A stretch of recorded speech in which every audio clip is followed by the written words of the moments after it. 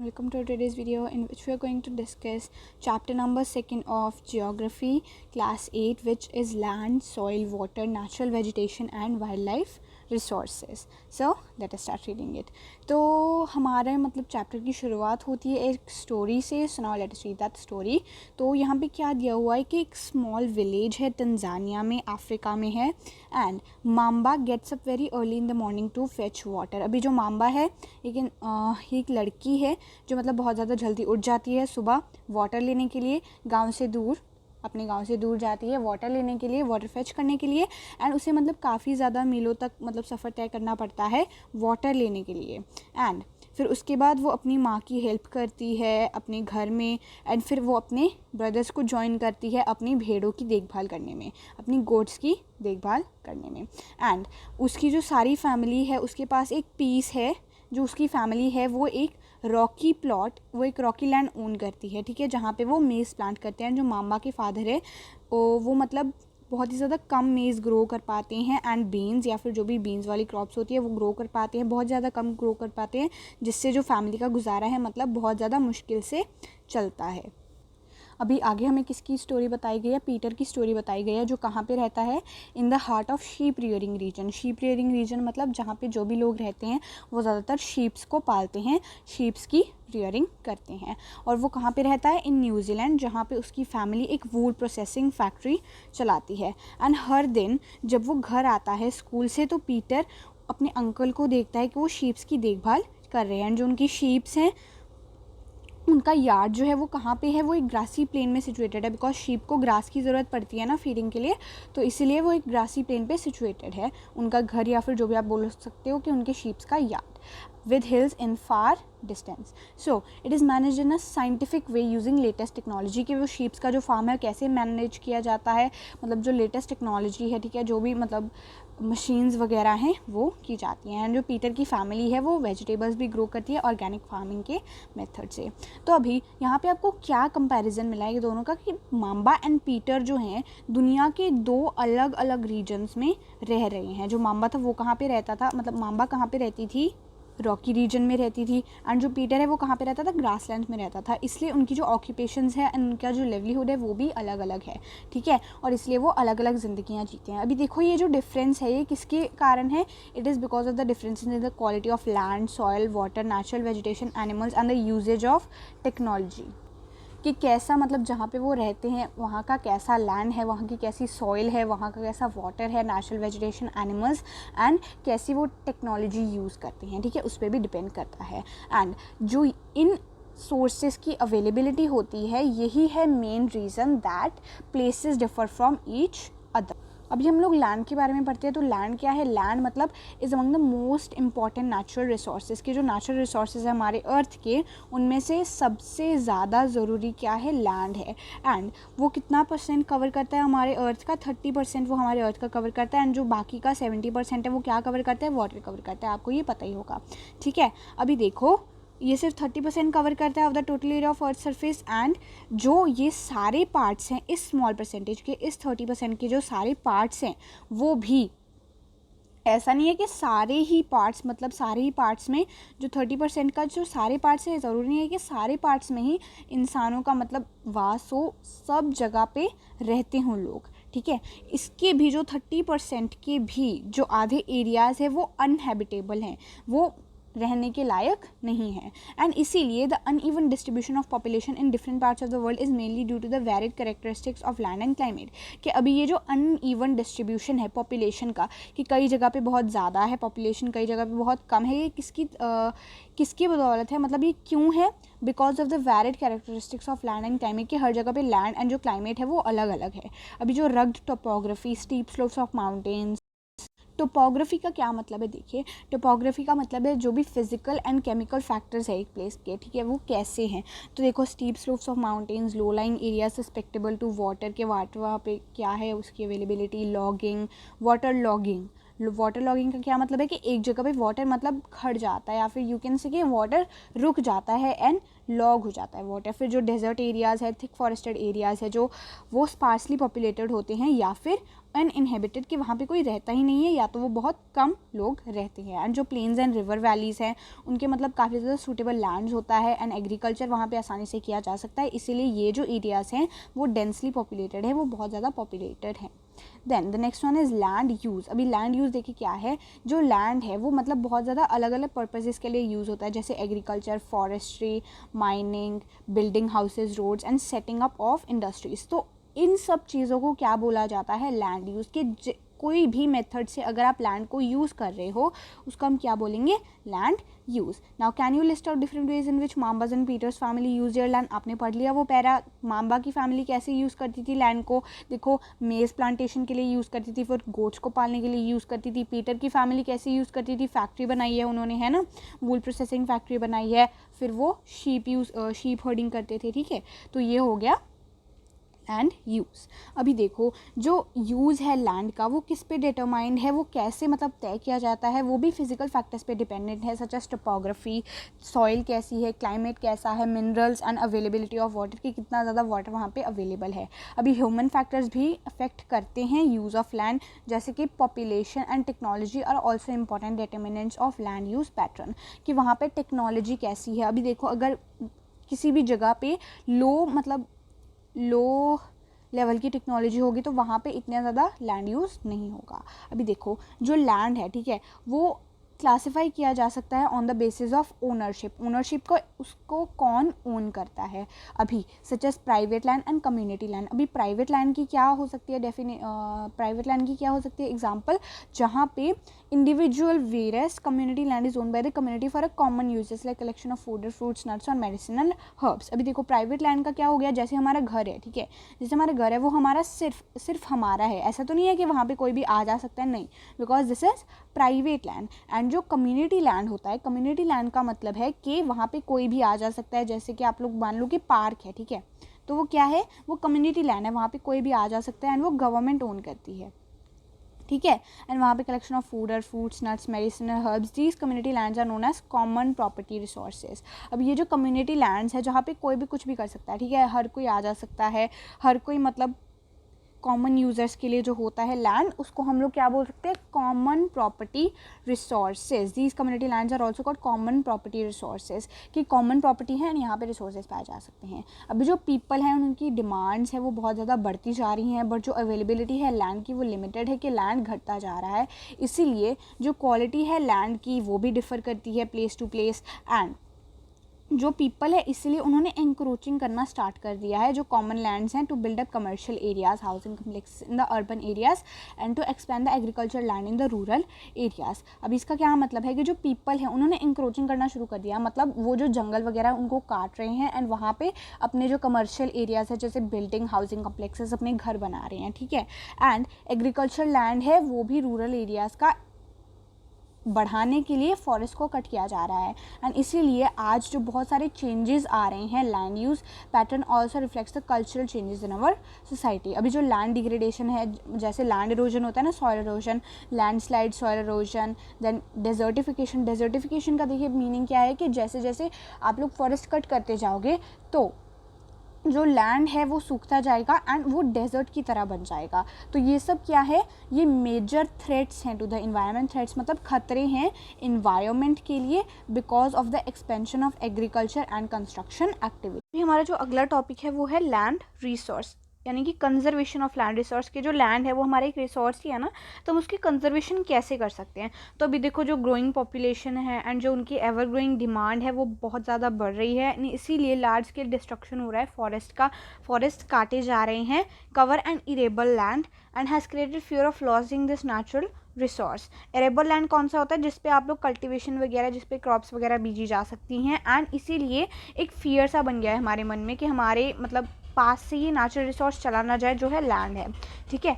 तो इसीलिए जो प्रेजेंट रेट है डिग्रेडेशन का उसको हमें चेक करना चाहिए, उसको हमें घटाना चाहिए। जो एफॉरेस्टेशन है, लैंड रिक्लेमेशन है कि लैंड को मतलब और ज़्यादा ट्रीज़ लगा के रिस्टोर करना, या फिर जो regulated use of chemical pesticides है, केमिकल पेस्टिसाइड्स को मतलब एक सर्टेन पॉइंट तक ही यूज़ करना, ज़्यादा यूज़ नहीं करना है, या फिर जो भी ओवर ग्रेजिंग होती है, ज़्यादा मतलब फीडिंग होती है ग्रास की, मतलब शीप्स वगैरह की तरफ से, उसको भी कम किया जाए। एंड ये जो है सम कॉमन मेथड्स है जिससे मदद से हम लोग लैंड को कंजर्व कर सकते हैं, जिसकी मदद से हम लैंड रिसोर्सेज को कंजर्व कर सकते हैं।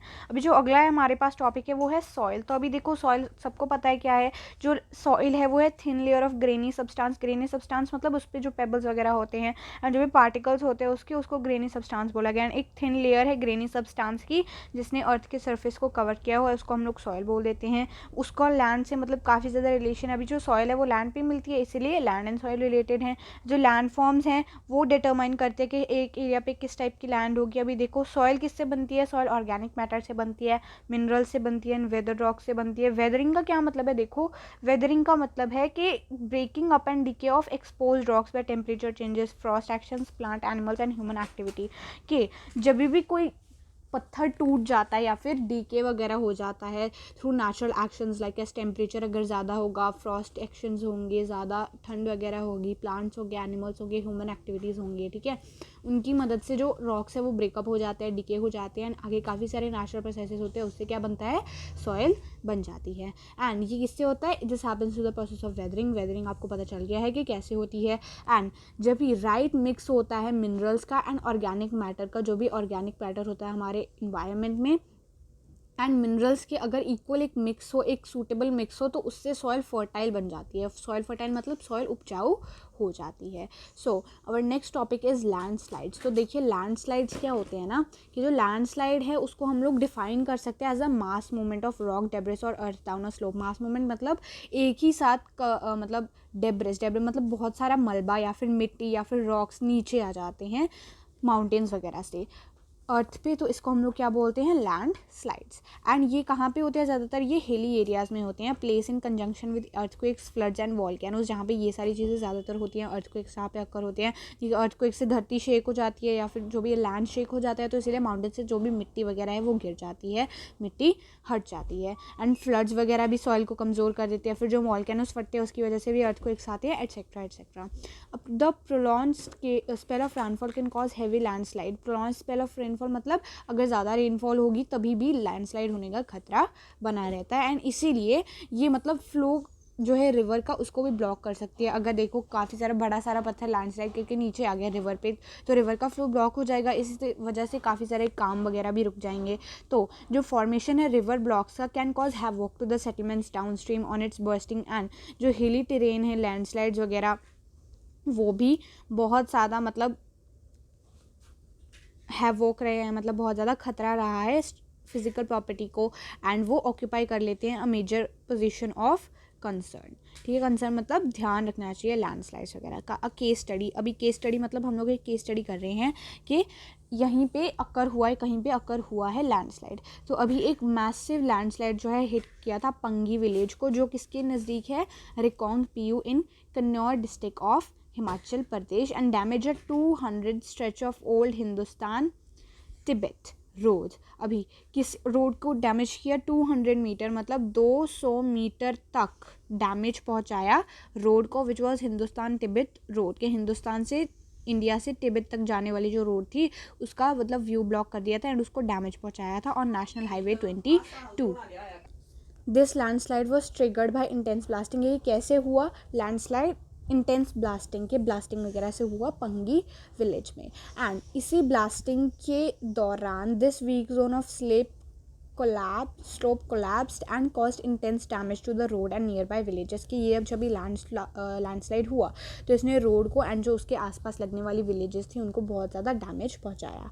एंड जो पंगी विलेज थी वॉज कम्प्लीटली वैकेटेड मतलब उसको पूरी तरह से खाली कर दिया गया था ताकि किसी की जान ना जाए, for any possible loss of life. Now mitigation mechanism, mitigation का क्या मतलब होता है कि किसी चीज़ को रिड्यूस करना, ठीक है, किसी चीज़ को बचाना।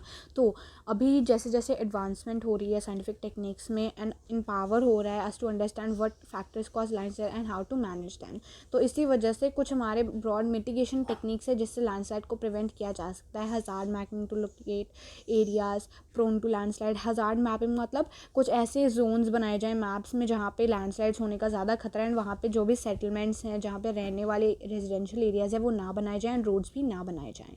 तो फिर दूसरा पॉइंट है कि जो कंस्ट्रक्शन है of retention wall to stop land for slipping. Retention wall मतलब ऐसे करके एक वॉल बनाया जाए जिससे जब भी लैंडस्लाइड हो तो वो ऊपर ही बच जाए, मतलब रोड पे ना आए। Then the next one is increase in vegetation cover to arrest landslide. Vegetation cover मतलब ज़्यादा वहाँ पे पेड़ वगैरह लगाए जाएँ ताकि जो सॉइल को वो होल्ड करके रख सके, ठीक है, पेड़। Then the next one is surface drainage control works to control movement of landslide along with rain water and spring flows. के ड्रेनेज सिस्टम को इम्प्रूव किया जाए ताकि रेन वाटर ज़्यादा मिट्टी पे ना लगे। Then our next topic is soil profile. यहाँ पे देखो सॉइल प्रोफाइल बनाई गई है, अभी आपको पता ही होगा ना सॉइल प्रोफाइल के बारे में। ये जो है टॉप लेयर है सॉइल प्रोफाइल की, टॉप सॉइल है जिसको हम लोग बोलते हैं विद ह्यूमस एंड वेजिटेशन, जहाँ पे वेजिटेशन होती है एंड ह्यूमस प्रेजेंट होती है, जहाँ पे प्लांट्स ग्रो करते हैं। Then the next layer is subsoil. Subsoil क्या होती है? सबसॉइल जहाँ पे सैंड सिल्ट एंड क्ले होती है, जहाँ पे ज़्यादातर प्लांट्स को न्यूट्रिएंट्स वगैरह मिलते हैं। Then the next one is बीच वाली लेयर कौन सी होगी? Weathered rock material. जो वेदर्ड रॉक मटेरियल देखिए क्या होता है, जो टूट चुके हुए रॉक्स होते हैं या फिर छोटे छोटे रॉक्स के पेबल्स वगैरह के पीसेस होते हैं वहाँ पे प्रेजेंट होते हैं। Then the next and the one at the bottom is parent rocks या फिर बेड रॉक भी बोला जा सकता है इस लास्ट प्रोफाइल को। अभी देखो यहाँ पे डू यू नो में कहा गया है कि 100 साल लग जाते हैं सिर्फ 1 सेंटीमीटर ऑफ सॉइल को बनने में, इसीलिए सॉइल एरोजन को बचाने की बात की जाती है, ठीक है। Now our next topic is formation of soil, कि सॉइल कैसे फॉर्म होती है, फैक्टर्स ऑफ सॉइल फॉर्मेशन। अभी देखो जो मेजर फैक्टर्स है ना सॉइल फॉर्मेशन के, वो क्या है? Nature of the parent rock and climatic factors. Parent rock मतलब जिस रॉक से वेदरिंग करके सॉइल बनी है कि वो कैसा रॉक है, एंड जो क्लाइमेटिक फैक्टर्स है जहाँ पे वेदरिंग हो रही है उस पर भी डिपेंडेंट करता है। अभी जो कुछ और फैक्टर्स हैं वो हैं टोपोग्राफी के, उसके फिजिकल एंड केमिकल फैक्टर्स कैसे हैं एक जगह के। देन जो ऑर्गेनिक मटेरियल है उसका भी बहुत बड़ा रोल है, फिर कितना टाइम लगता है रॉक को सॉइल बनने में, ठीक है। ऐसे जो सारे फैक्टर्स हैं वो डिफ़र करते हैं प्लेस टू प्लेस, ठीक है। अभी यहाँ पे एक टेबल बनाया गया है, इसको हम लोग एक बार देख लेते हैं। फैक्टर्स अफेक्टिंग सॉइल फॉर्मेशन के कौन से फैक्टर्स है जिससे सॉइल फॉर्मेशन की जो प्रोसेस है वो अफेक्ट होता है। Now the first one is parent rock मतलब वो क्या डिफाइन करता है? अभी देखो जो सॉइल है वो किससे बनती है? वो तो पेरेंट रॉक से ही बनेगी, इसीलिए जो पेरेंट रॉक के कैरेक्टरिस्टिक्स हैं वो भी सॉइल में आएंगे ना थोड़े से। अभी अगर देखो अगर पेरेंट रॉक डीप कलर का हुआ तो सॉइल भी डीप कलर की होगी, इसीलिए डिटरमाइन वो क्या क्या करता है? कलर करता है, टेक्सचर करता है कि वो सॉइल कैसी होगी, केमिकल प्रॉपर्टीज़, मिनरल कंटेंट के कितना ज़्यादा उसमें मिनरल होगा एंड कितना ज़्यादा उसमें कंटेंट परमेबिलिटी होगा, ये सब पेरेंट रॉक अफेक्ट करता है in the formation of soil. Then the next one is relief. अभी जो ऑल्टीट्यूड एंड स्लोप है, स्लोप का मतलब जैसे ऐसे करके स्टीप जो होते हैं ना माउंटेन्स वगैरह, उस पर डिपेंड करता है। फिर ऑल्टीट्यूड के कितने ज़्यादा हाइट पे लोकेटेड है rocks, and determine the accumulation of soil, वो अकम्युलेशन डिसाइड करते हैं सॉइल की। Next one is flora fauna and micro organisms के एक जगह पे कैसे अभी affect the rate of humus formation के, कितनी ज़्यादा ह्यूमस होगी, जहाँ पे ज़्यादा माइक्रो ऑर्गेनिजम्स होंगे वहाँ पे ह्यूमस की फॉर्मेशन भी ज़्यादा होगी। The next one is time, determines thickness of soil profile की, कितनी ज़्यादा थिकनेस होगी सॉइल प्रोफाइल की, जितना ज़्यादा टाइम होगा उतनी ज़्यादा मतलब पतली होगी soil. The next one is climate के temperature, rainfall, influence rate of weathering and humus formation की, कितनी ज़्यादा रेनफॉल होती है, जितनी ज़्यादा रेनफॉल होगी उतना ज़्यादा ह्यूमस होगा। देन टेम्परेचर है, ठीक है, अगर ज़्यादा ठंड होगी तो भी ह्यूमस का कंटेंट एंड वेदरिंग अफेक्ट होगा।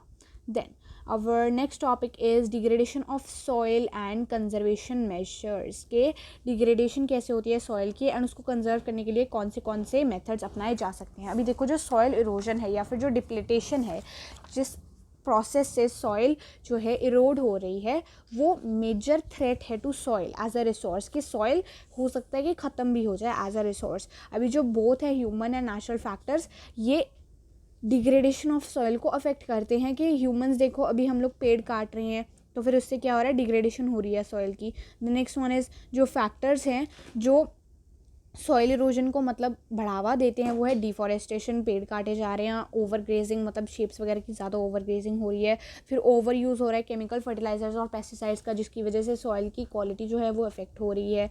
देन जो रेन वॉश है, ज़्यादा रेन वॉश जब हो रहा है तो सॉइल कमज़ोर हो रही है। देन जो लैंडस्लाइड्स है, ठीक है, एंड फ्लड्स वगैरह are various factors influencing soil degradation. Then the next one is mulching. Mulching, अभी देखो ये सारे जो प्रोसेसेस हैं ना, ये हैं सॉइल कंजर्वेशन मेथड्स के, जैसे सॉइल को कंजर्व किया जा सकता है. Mulching, the bare ground between plants is covered with a layer of organic matter like straw.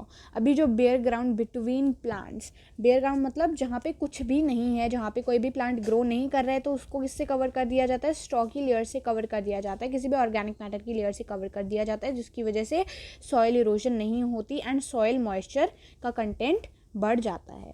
Then next one is contour barriers. तो कॉन्टोर बैरियर्स क्या होते हैं? जो स्टोन्स, ग्रास, सॉइल, ये सब क्या किसके लिए यूज़ होते हैं? Use to blind barriers, build barriers along contours. Contours मतलब जहाँ पे एक जगह से धरती मतलब थोड़ी सी नीचे हो, ठीक है, उसको हम लोग कॉन्टोर बोल सकते हैं. और उसके आसपास के बॉरियर्स बना दिए, उसके आसपास बैरियर्स बना दिए जाते हैं. Trenches are made in front of the barriers to collect water. के अभी जो बैरियर्स हैं वो कलेक्ट करते हैं ना वाटर को, in front of the barriers to collect water. अभी उसके सामने ट्रेंचेस बना दिए जाते हैं ताकि वाटर को कलेक्ट किया जा सके. Then next one is rock dam. Rock dam क्या होते हैं? जो रॉक्स हैं उनको पाइल कर दिया जाता है. पाइल मतलब एक के ऊपर दूसरा ऐसे करके रख दिया जाता है to slow down the flow of water, जिसकी वजह से सॉइल लॉस को प्रिवेंट किया जा सके. Then the next one is terrace farming. Terrace farming क्या होती है? टेरेस फार्मिंग में क्या होता है ना कि जो अभी एक दो, मान लो कोई भी माउंटेन है, ठीक है, अभी यहाँ पे एक पिक्चर भी दी हुई है, देखो यहाँ पे क्या होता है ना, एक कोई भी माउंटेन है, ठीक है, तो उसको मतलब ऐसे करके खुदाई कर करके ऐसे करके उसके टेरेस बना दिए जाते हैं, ऐसे करके उसे स्टेयर्स जैसी फार्मिंग को हम लोग टेरेस फार्मिंग बोल देते हैं. So the flat surfaces available to grow crops, जिसकी वजह से जो फ्लैट सर्फेस, जो स्टीप स्लोप्स हैं, उस पर भी ग्रो किए जा सके क्रॉप्स, एंड उनको सॉइल इरोजन से बचाया जा सके जो वहाँ की मिट्टी है. They reduce soil surface runoff and soil erosion. The next one is intercropping. Intercropping क्या होता है कि different crops are grown in alternate rows and are sown at different types to protect soil from rainwash. कि जिस season में जो crop suitable है वो ग्रो की जाती है सॉइल में, एंड कभी भी सॉइल को मतलब ऐसे खाली नहीं रखा जाता है ताकि सॉइल को रेनवॉश से प्रोटेक्ट किया जा सके at different times to protect soil from rainwash. Next one is contour plowing. Contour plowing में क्या होता है कि plowing parallel to the contours of a hill slope to form a natural barrier for water to flow down the slope. Contour, जैसे कि मैंने बोला कि कॉन्टर जहाँ पे थोड़ी सी डीप हो. प्लोइंग पैरेलल, पैरेलल मतलब देखो यहाँ पे कॉन्टर प्लोइंग है, प्लोइंग पैरेलल मतलब इसके उल्टा प्लोइंग की जाती है, इसके उल्टा क्रॉप्स को सो किया जाता है ताकि एक नेचुरल बैरियर बन जाए जिससे वाटर आसानी से फ्लो कर जाए नीचे स्लोप के. The next one are shelter belt. Shelter belts ऐसे आपने कई जगह पे देखे होंगे, जब भी आप कभी बाहर जाते हो तो आपने ऐसे करके पेड़ ना रो में प्लांट किए हुए कई बार देखे होंगे. तो in coastal and dry regions rows of trees are planted to check the wind movement to protect the soil cover. अभी ऐसे जो कोस्टल एरियाज़ है या फिर जो भी डेजर्टेड एरियाज़ हैं वहाँ पे ऐसे करके ट्रीज़ प्लांट किए जाते हैं ताकि चेक किया जा सके कि विंड की मूवमेंट किस तरफ है, सॉइल को कवर करके उसको प्रोटेक्ट किया जा सके. सो आई थिंक आज के लिए वीडियो मतलब बहुत ज़्यादा लंबी हो गई है. So I will meet you in the next video. Bye bye.